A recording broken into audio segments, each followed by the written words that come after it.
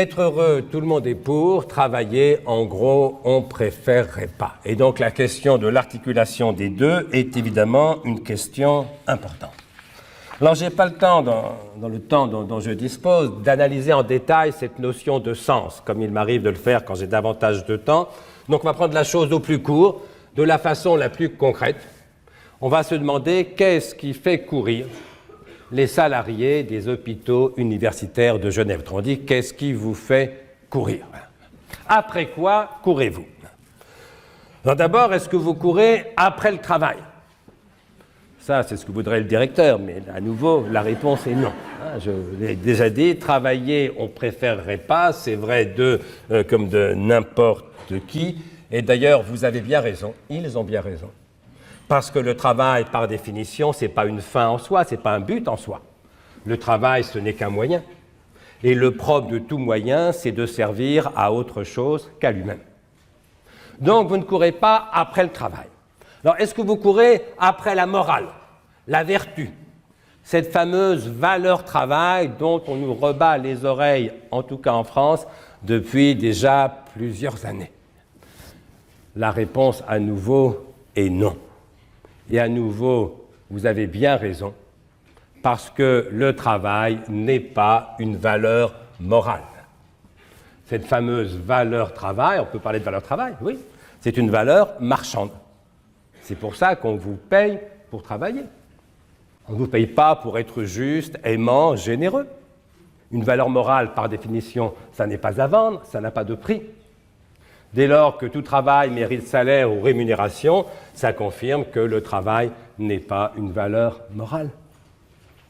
Que je sache, il n'est pas écrit dans les évangiles « Travaillez les uns les autres comme votre Père du ciel travaille ».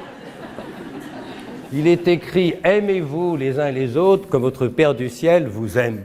C'est sensiblement différent. L'amour est évidemment une valeur morale, le travail, évidemment, n'en est pas une. Alors quand je dis ça aux chefs d'entreprise, il y en a souvent un qui me dit « Il est écrit dans la Bible, tu gagneras ton pain à la sueur de ton front. » Si ce n'est pas le travail, qu'est-ce que c'est? Je leur réponds « Oui, oui, c'est le travail. C'est un châtiment. C'est le châtiment après le péché originel. Reconnaissez qu'il y aurait quelques paradoxes étranges à ériger un châtiment en valeur morale. Autant, monsieur le directeur, choisir le fouet ou le knout comme emblème managérial. Mais bon, laissons les Écritures. Le travail n'est pas une valeur morale. Ça veut dire que s'il y en a quelques-uns parmi vous qui ont le sentiment que leur valeur morale personnelle baisse spectaculairement dès qu'ils s'autorisent quelques semaines de vacances, vous me permettrez d'y voir moins de vertu que de possibles pathologies.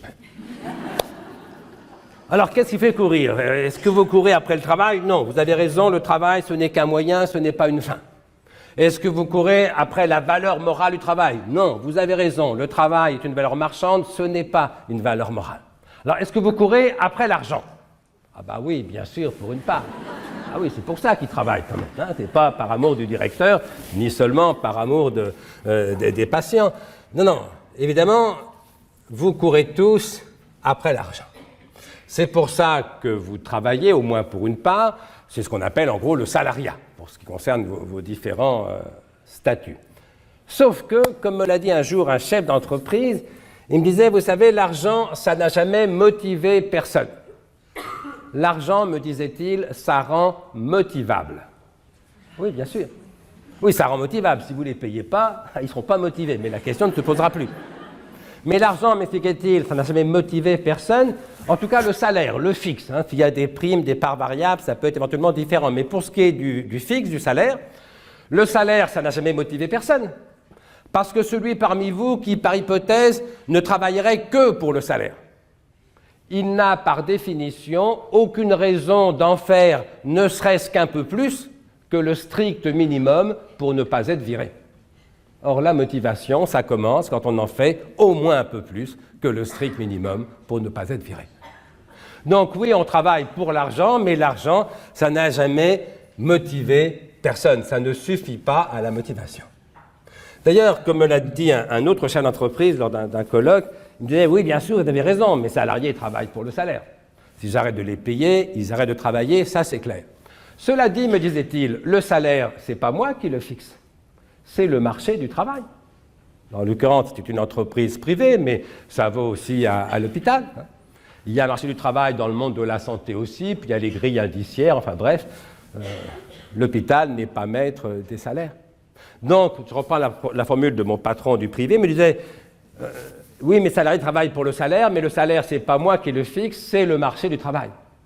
Si bien, me disait-il, que ma valeur ajoutée de manager, et j'aime beaucoup cette notion de valeur ajoutée de manager, si bien, me disait-il, que ma valeur ajoutée de manager, elle n'est pas dans le salaire, elle est dans les autres raisons que le salaire, que mes salariés ont de venir travailler chez moi, et surtout de rester à travailler chez moi. Et il concluait en me disant, écoutez, j'ai beau tourner le problème dans tous les sens, la seule réponse que je trouve, c'est que s'ils viennent travailler chez moi, s'ils restent à travailler chez moi, c'est qu'ils y trouvent un certain plaisir, un certain bonheur.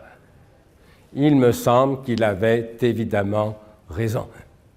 Qu'est-ce qui vous fait courir les uns et les autres? Ce n'est pas le travail, ce n'est pas la morale, ce n'est pas seulement l'argent, le salaire. Vous courez d'abord et surtout après le bonheur.